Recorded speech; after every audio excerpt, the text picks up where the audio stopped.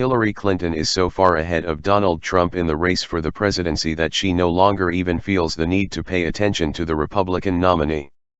Buoyed by a double-digit lead in some national polls, Mrs. Clinton has said she is now looking past Mr. Trump entirely, and will no longer counter allegations made by her rival. "I don't even think about responding to him anymore," Mrs. Clinton said when asked about Mr. Trump's charge that American media outlets are in cahoots with her presidential campaign. "He can say whatever he wants to. He can run his campaign however he wants to, he can go off on tangents, he can go to Gettysburg and say he's gonna sue women who've made accusations against him," she added, referring to a speech given by Mr. Trump the previous day. "I'm going to keep talking about what we want to do." Trump vs. Clinton Presidential Debate Number 3. On President Putin.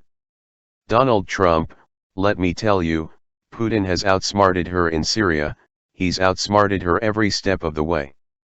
Putin, from everything I see, has no respect for this person. Hillary Clinton, well, that's because he'd rather have a puppet for President of the United States. DT, you're the puppet. On abuse allegations. DT, those stories are all totally false, I have to say that.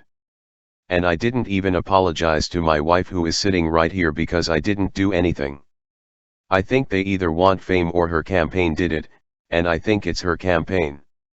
HC, Donald thinks belittling women makes him bigger. He goes after their dignity, their self-worth, and I don't think there is a woman anywhere who doesn't know what that feels like. On gun laws. HC, there's no doubt that I respect the Second Amendment. I also believe there is an individual right to bear arms. That is not in conflict with sensible, common sense regulation. DT, we are going to appoint justices, that is the best way to help the Second Amendment, the right to bear arms, that will not do damage to the Second Amendment. On abortion. DT, I think it's terrible, if you go with what Hillary is saying, in the 9th month you can take the baby and rip the baby out of the womb of the mother just prior to the birth of the baby, that's not acceptable. I am putting pro-life justices in the Supreme Court. HC, using that kind of scare rhetoric is just terribly unfortunate. This is one of the worst possible choices that any woman and her family has to make. I can tell you the government has no business in the decisions that women make with their families in accordance with their rights. On accepting the election result. DT, I will look at it at the time. I'm not saying anything now, I will look at it at the time. I'll keep you in suspense. Okay. HC, he is denigrating and he is talking down our democracy. And I, for one, am appalled that somebody who is the nominee of one of our two major parties would take that kind of a position. On tax avoidance. HC, there are undocumented immigrants in America who are paying more federal income tax than a billionaire. DT, because your donors and your special interest are doing the same thing as I do, except even more so. On the Mexican wall. DT, I want to build a wall, we need the wall, we have some bad hombres here, and we need to get them out. HC, I voted for border security in the United States Senate. When it comes to the wall that Donald talks about building, he went to Mexico, he had a meeting with the Mexican president, he didn't even raise it, he choked. A top advisor to Mr. Trump acknowledged on Sunday the Republican presidential candidate was lagging behind his rival. Kellyanne Conway, Mr. Trump campaign manager, said Mrs. Clinton had tremendous advantages, including a large campaign war chest that had allowed her to spend millions on television ads. We are behind, Ms. Conway said on NBC's Meet the Press. But she added the Trump campaign was looking to sway undecided voters not ready to support Clinton. She also insisted Mr. Trump could still win. The fact is that this race is not over, Ms. Conway said on Sunday. He's not, we're not giving up.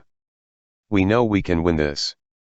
With only 16 days until the election, two separate polls have given Mrs. Clinton a 12-point lead over Mr. Trump, with the real estate mogul's support tanking among key voter groups. An ABC News/Washington Post poll released on Sunday corroborated the findings of a study published earlier this week by the Monmouth University Polling Institute, which showed Mrs. Clinton leading Mr. Trump 50% to 38% in a four-way contest with two minor party candidates.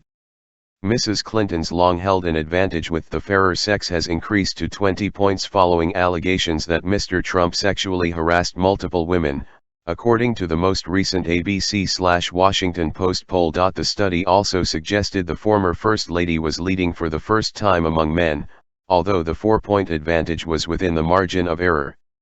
Robbie Mook, Mrs. Clinton's campaign manager, said on Sunday he was not taking anything for granted. But sources inside the operation have said Clinton's strategists are quietly considering the possibility of a landslide victory. In a sign of that confidence, Mrs. Clinton told journalists this week that her campaign was shifting its attention to trying to take back control of a Republican-majority Congress, by helping Democratic politicians get elected in state races. "We're going to be emphasizing the importance of electing Democrats down the ballot," Mrs. Clinton said. The Clinton campaign is, for example, pouring $1 million, approximate £817,000, of its funds into Indiana and Missouri. This because Mrs. Clinton believes she can carry these reliably Republican states at the presidential level, but because she hopes it will help Democrats win Senate and governor's races there. The strategy has even been embraced by Barack Obama.